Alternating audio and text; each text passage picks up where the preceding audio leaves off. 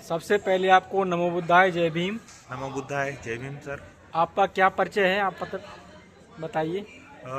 वैसे मेरा नाम संतोष अंभोरे है। मैं जी नासिक से हूँ, लेकिन सोशल मीडिया प्लेटफॉर्म पर दस्तूर खुद इस नाम से जाना जाता हूँ, और इंस्टाग्राम और फेसबुक पे आपको संतोष अंभोरे के नाम से ही देखने को मिलेगा हैंडल। यूज़र नेम वैसे दस्तूर खुद जी। है।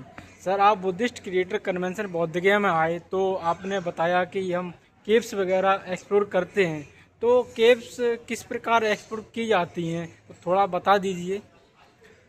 वैसे केव्स एक्सप्लोर करने के बहुत सारे तरीके होते हैं, लेकिन जिस तरह से देखा जाए तो बेसिक भी जानकारी उसके लिए चाहिए होती है कि कौन सी केव्स कहाँ पे है, कितनी दूरी पे है, कैसा जाना होगा।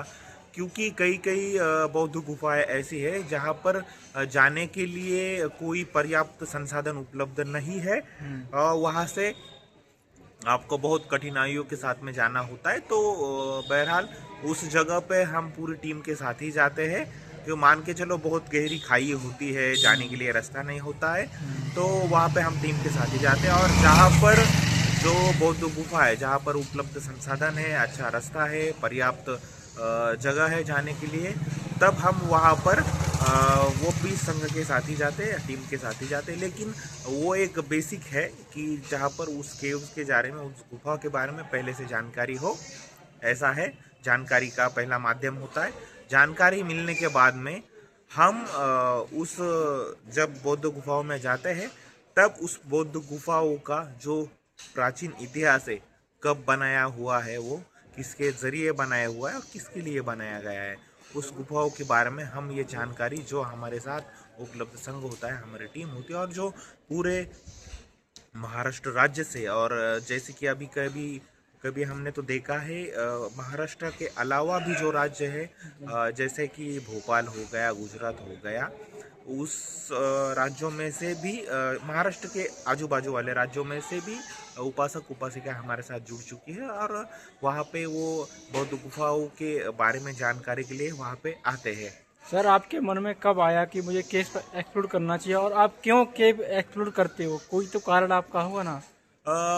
मन में ये तो बहरहाल देखा जाए, जब मैं विद्यार्थी दशा में था, तब बौद्ध गुफाओं में जाता था। जी लेकिन हालांकि मैं जहाँ पे नासिक में रहता हूँ, सबसे बड़ी, सबसे शानदार सब 26 गुफाओं की बौद्ध गुफाएं वहाँ पर उपलब्ध है, जिनका नाम त्रिरश्मि बौद्ध गुफा है, जिनको आज के जमाने में पंडू या फिर पांडवलेनी कहा जाता है। कि हालांकि ये सरासर पांडव ये शब्द गलत है, और ये सिर्फ शब्द का अपभ्रंश है।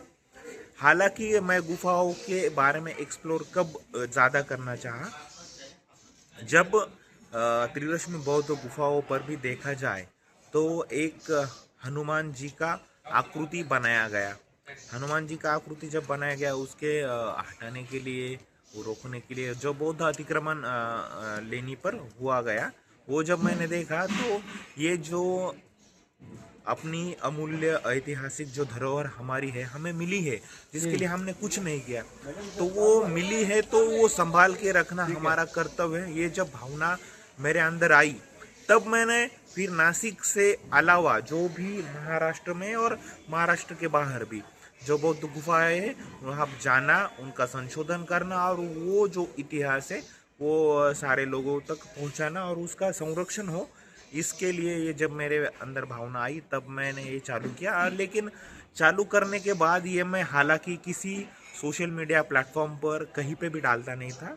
जी कुछ लोग ऐसे भी मिले मुझे कि जिन्होंने बहुत आदर सत्कार किया, सम्मान दिया, और ये भी विनती की कि सर, आप जाते हो, घूमते हो, लोगों को आप वहाँ पे जगह पे बताते हो, लेकिन पूरे भारत में, विश्व में ऐसे भी लोग होंगे और है जो उन गुफाओं के बारे में जानकारी लेना चाहेंगे, और आपका जो तरीका है वो बहुत साझा सा है, जो समझ में आएगा ऐसा है, तो आप ये सोशल मीडिया के माध्यम से भी दे दीजिए।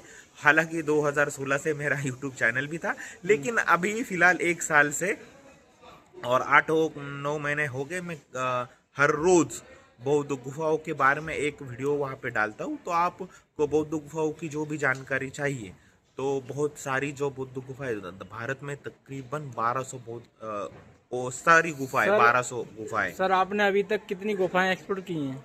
अभी ये बताना तो हालांकि मैंने गिना नहीं, जी। लेकिन बहुत सारी की है।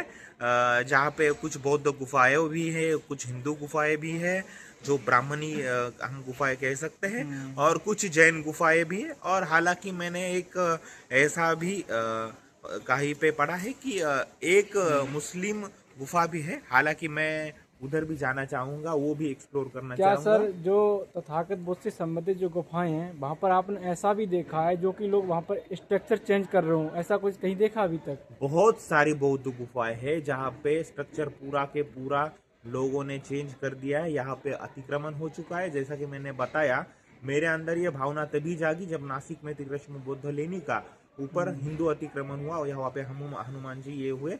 अभी सबसे बड़ा उदाहरण अगर आपको देखने को मिलेगा कि कार्ला में जो बौद्ध गुफा है, जो एशिया का सबसे बड़ा वहाँ पे स्तूप है, बौद्ध स्तूप है, उसके बाजू में ही एकवीरा देवी का मंदिर निर्माण हुआ और वो बहुत बड़ा हुआ है। और उसके अलावा उसके बाजू में भी आप अगर देखा जाओगे तो जो अष्ट विनायक अपन कहते हैं, गणपति जी के जो 8 रूप है, उनमें से एक रूप जो कि अतिक्रमण के तौर पर अपने को देखने के मिलेगा लेण्याद्री बौद्ध गुफाओं में, जो बहुत बड़ा सभा मंडप है। उन सभा मंडप में से जो सामने वाली जो भिक्खु निवास गुहा हुआ करते थे, उसके अंदर की एक दीवार को हटाकर वहाँ पे मध्यभागी सेंटर में गणपति जी का मंदिर हुआ है, और जो कि पूरे भारत में अष्टविनायक का एक विनायक करके बहुत फेमस है, लेण्याद्री गणपति करके। तो सर आप और लोगों को क्या संदेश देना चाहते हैं, किस प्रकार वो एक्सप्लोर कर सकते हैं मैं गुफाएं? लोगों को यही संदेश देना चाहूँगा कि आपको जो ये महान चक्रवर्ती सम्राट अशोक द्वारा, बुद्ध द्वारा जो भी सीख मिली है, वो सम्राट अशोका ने यहाँ पे 84,000 स्तूप बनाकर, बौद्ध गुफाएं बनाकर रखी है, उनका हम संवर्धन करें और ये आने वाली पीढ़ी तक वैसा ही लेके जाए। बहुत बहुत धन्यवाद आपको। धन्यवाद सर।